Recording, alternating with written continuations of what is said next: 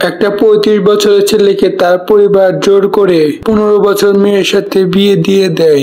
মেয়েটি সংসারে কিছুই বুঝতো না, যার কারণে দুজনের মধ্যে সবসময় মারামারি লেগেই থাকতো। তারা দুজন কোনো রকম ভাবে একসাথে থাকতে পারতো না। তারা একসাথে থাকতে থাকতে এই ঝামেলা এক সময় ভালোবাসায় রূপ নেয়। মুভির শুরুতে আমরা স্যাংমি নামে একজনকে দেখতে পাই। সে আমেরিকা থেকে পড়াশোনা শেষ করে কোরিয়াতে আসতেছিল। প্লেনে আসার সময় স্যাং এর পাশে সিটে একজন সুন্দরী মেয়ে বসেছিল। স্যাং বারবার দেখতেছিল। প্লেন থেকে নামার পরও স্যাং ওই মেয়েটির পিছনে পিছনে যেতে থাকে, কিন্তু তখন সেখানে ওই মেয়েটিকে নিতে আসে। এটা দেখার পর স্যাং এর মন খারাপ হয়ে যায়, কিন্তু ও ছিল এক নম্বরের লুচ্চা। ও অন্য একটা মেয়ের কাছে গিয়ে মেয়েটির পায়ের কাছে ফোন রেখে দেয় যেন মেয়েটির খারাপ ভিডিও বানাতে পারে, কিন্তু মেয়েটি বিষয়টা বুঝতে পেরে ফোনে লাথি মারে। স্যাং পিছনে ফিরে দেখতে পায় মেয়েটি অন্য কেউ নয়, বরং ওর দাদার বন্ধুর নাতি বুইয়ান ছিল, যে ওকে রিসিভ করার জন্য এয়ারপোর্টে এসেছিল। বুইয়ান স্যাংকে দেখে বলে, লুচ্চা কোথাকার, তুমি এখনো ভালো হলে না। স্যাং বুইয়ানকে দেখে বলে, তুমি অনেক বড় হয়ে গেছো। এরপর ওরা বাসে করে বাড়িতে যায়। বাড়িতে আসার পর স্যাং এর মা ওকে দেখে অনেক খুশি হয়। আসলে বুইয়ানের দাদা ও স্যাং এর দাদা খুব ভালো বন্ধু ছিল, কিন্তু স্যাং এর দাদা খুব অল্প বয়সে মারা যায়। তখন থেকে বুইয়ানের দাদা তার বন্ধুর ছেলে ও ছেলের বউকে নিজের সন্তানের মতো লালন পালন করতে থাকে এবং বলে, এখন তোমরা দুজন বড় হয়ে গেছো, আমি তোমাদের একটা কাহিনী বলবো। সে বলে, স্যাং এর দাদার সাথে আমার প্রথমবার একটি যুদ্ধের ময়দানে দেখা হয়েছিল। ওই জায়গা থেকে আমাদের বন্ধুত্ব শুরু। আমাদের বন্ধুত্ব এত ভালো ছিল যে আমরা দুইজন সিদ্ধান্ত নিয়েছিলাম যে আমাদের এই বন্ধুত্বটাকে একসময় আত্মীয়তার সম্পর্কে বদলাবো। একজনের ছেলে আরেকজনের মেয়ের সাথে বিয়ে দেব, কিন্তু তাদের দুজনের ঘরে ছেলে সন্তান জন্ম নেয়, এজন্য তাদের স্বপ্নটা পূরণ হয়নি। কিন্তু এখন মুয়ুন আর স্যাংমিনের যদি বিয়ে হয় তাহলে তাদের স্বপ্নটা আবার পূরণ হবে। কিন্তু বিয়ের কথা শুনে তারা দুইজনই অনেক অবাক হয়ে যায়, কেননা মুয়ুনের বয়স মাত্র 15 বছর। সে একটা বাচ্চা মেয়ে বলা যায়। সে এখন স্কুলে পড়ে।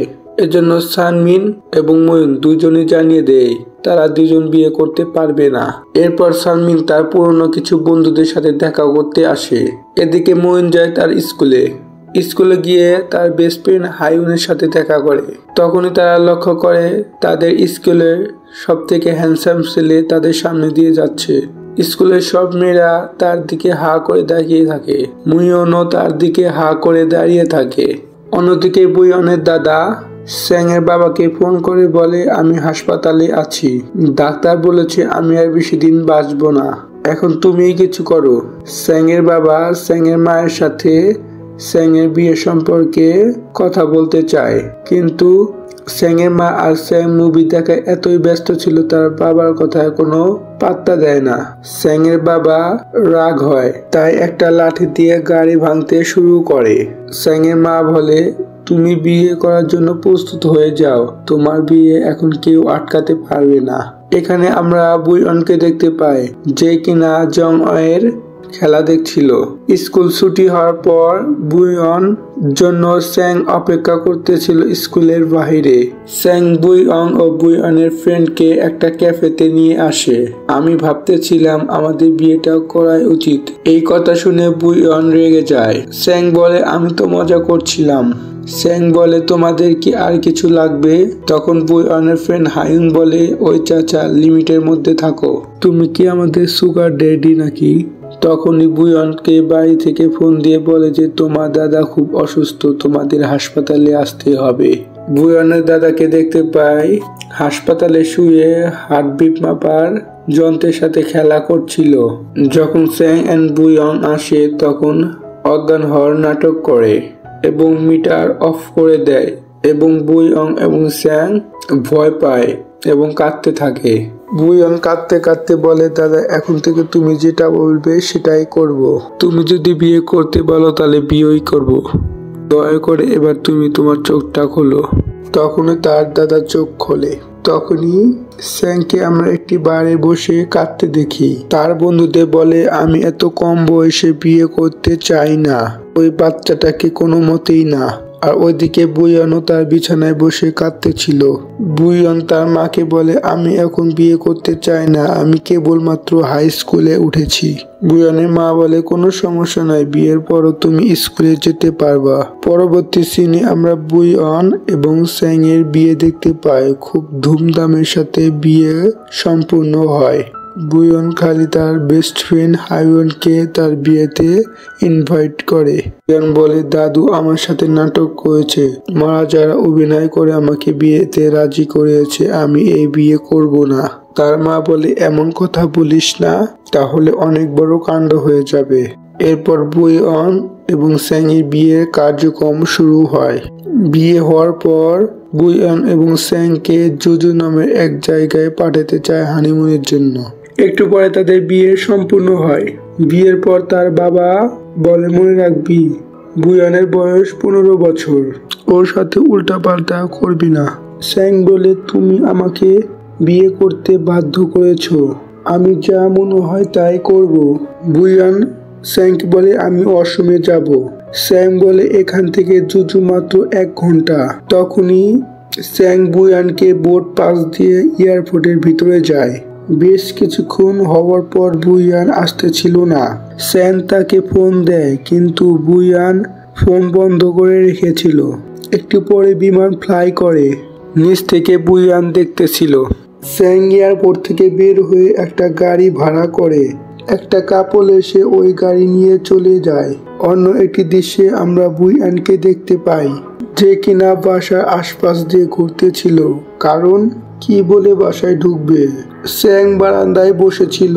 তখন ওই কাপল দেখতে পায়, যারা কিনা তার গাড়ি নিয়ে গিয়েছিল। তখন স্যাং বাথরুম থেকে জল নিয়ে এসে তাদের উপর ঢেলে দেয়। পরের দিন স্কুলে গিয়ে বুইয়ান ফ্রেশ হচ্ছিল। তখন তার ক্লাস মুখ মোছার জন্য তার কাছে রুমাল চায়। পরে তার সাথে খেলতে নিয়ে যায়। তারা দুজন ঘুরতে যায়, ডেট করে। জং বুইয়ানকে জিজ্ঞাসা করে, তোমার কি বয়ফ্রেন্ড আছে? বুইয়ান উত্তর দেয়, না, নেই। তখন তার হাত ধরে। বুইয়ান বাহিরে বসে অপেক্ষা করতে থাকে স্যাং এর জন্য। কিছুক্ষণ পর তারা বাসায় ঢোকে, একেবারে ট্রেডিশনাল ড্রেস পরে। তাদের আসার আনন্দে বাড়ির সবাই উদযাপন করে। দাদু প্রশ্ন করে, হানিমুন কেমন কাটলো? স্যাং বলে, দারুণ, আমরা দুজন অনেক মজা করেছি। তাহলে তোমরা আমাকে এখন গ্র্যান্ডফাদার বানিয়ে দাও। তারা খুব ক্লান্ত ছিল। সবাই বলে, তুমি বুইয়ানকে নিয়ে ঘরে চলে যাও। স্যাং বুইয়ানকে নিয়ে ঘরে চলে যায়। কালকে স্যাং এর বাবা তাদের নতুন একটি বাড়ি গিফট করে। এখন থেকে তারা এখানেই থাকবে। বুইয়ানের বাড়ি খুব পছন্দ হয়। বুইয়ান রাতে যখন পড়াশোনা করছিল, তখন সেখানে স্যাং হাফ প্যান্ট পরে আসে। বুইয়ানকে বলে, তুমি এরকম কাপড় পরে আমার রুমে কিভাবে আসতে পারো? স্যাং বলে, আমাদের বিয়ে হয়েছে, তুমি আমার বউ, আজকে থেকে তুমি আর আমি একসাথে ঘুমাবো। তুমি কি পাগল হয়ে গেছো? বুইয়ান বলে। তার কাছে যেতে থাকে, বলে, হা হা হা, আজকে আমার হাত থেকে তোমাকে কে বাঁচাবে? তখনই স্যাং বুইয়ানের উপর পড়ে।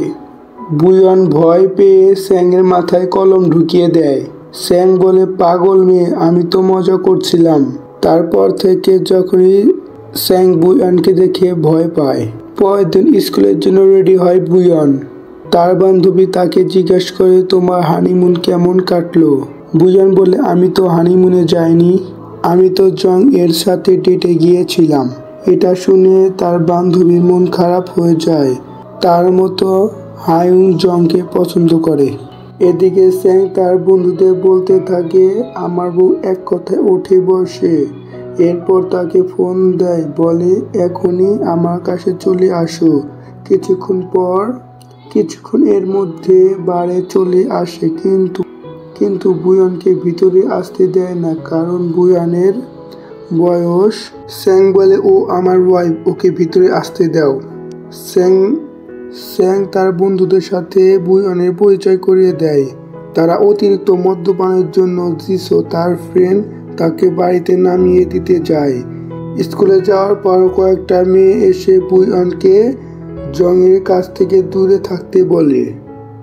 তখন সেখানে জং আসে, বলে ও আমার গার্লফ্রেন্ড হয়, ওকে কিছু বলবে না। পরবর্তী সিনে দেখানো হয় স্যাং এবং বুইয়ান বাজার করতে আসে।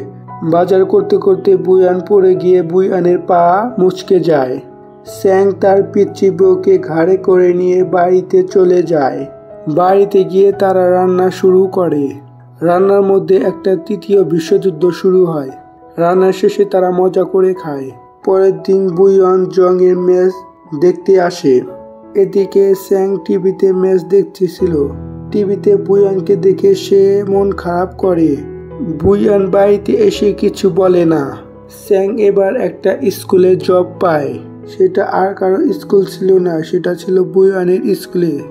স্কুলে থাকা ম্যাম তার সাথে ফ্লার্ট করতে থাকে। তখনই প্রিন্সিপাল আসে। বুইয়ান ক্লাসে আসে, স্যাংও ক্লাসে আসে। স্যাং ক্লাসে এসে বলে, আজ আমি তোমাদের নতুন আর্ট টিচার। রাতে মিস কিম আর স্যাং একটা বারে যায়। সেখানে তারা অনেক মদ্যপান করে এবং স্কুলে থাকা ম্যাম তার সাথে ফ্লার্ট করতে থাকে।